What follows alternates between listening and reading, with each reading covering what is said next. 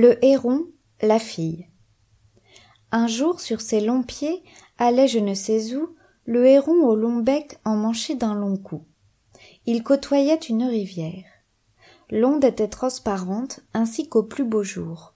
Ma commère la carpe y faisait 1000 tours, avec le brochet son compère.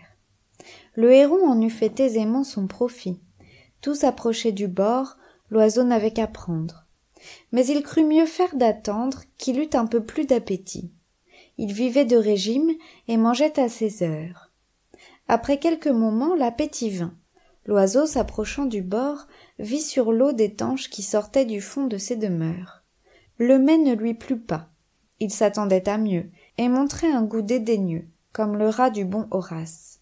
« Moi, des tanches, dit-il, moi, héron, que je fasse une si pauvre chère, et pour qui me prend-on » La tanche rebutée, il trouva du goujon. Du goujon, c'est bien là le dîner d'un héron. J'ouvrirai pour si peu le bec. Ô Dieu ne plaise. Il l'ouvrit pour bien moins.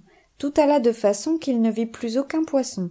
La faim le prit, il fut tout heureux et tout aise de rencontrer un limaçon. Ne soyons pas si difficiles, les plus accommodants, ce sont les plus habiles.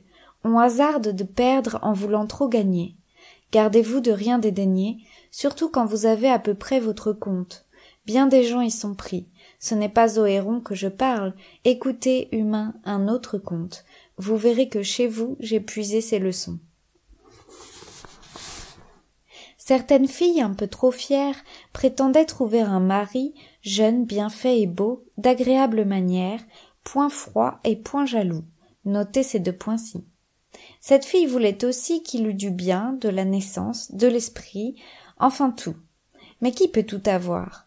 Le destin se montra soigneux de la pourvoir. Il vint des parties d'importance. La belle les trouva trop chétifs de moitié. Quoi, moi? Quoi? Ces gens-là? L'on radote, je pense. À moi les proposer? Hélas, ils font pitié. Voyez un peu la belle espèce. L'un n'avait en l'esprit nulle délicatesse. L'autre avait le nez fait de cette façon-là. C'était ceci, c'était cela. C'était tout, car les précieuses font dessus tout les dédaigneuses. Après les bons partis, les médiocres gens vinrent se mettre sur les rangs. Elle de se moquer. Ah, vraiment, je suis bonne de leur ouvrir la porte. Ils pensent que je suis fort en peine de ma personne. Grâce à Dieu, je passe les nuits sans chagrin, quoiqu'en solitude. La belle se sut gré de tous ses sentiments. L'âge la fit déchoir. Adieu tous les amants. 1 an se passe et 2, avec inquiétude. Le chagrin vient ensuite. Elle sent chaque jour déloger quelques ris, quelques jeux, puis l'amour. Puis ses traits choquer et déplaire. Puis s'en sortent de phare. Ses soins ne purent faire qu'elle échappât au temps, cet insigne larron. Les ruines d'une maison se peuvent réparer. Que n'est cet avantage pour les ruines du visage? Sa préciosité changea lors de langage. Son miroir lui disait « Prenez vite un mari ». Je ne sais quel désir le lui disait aussi. Le désir peut loger chez une précieuse. Celle-ci fit un choix qu'on n'aurait jamais cru, se trouvant à la fin tout aise et tout heureuse de rencontrer un malotru.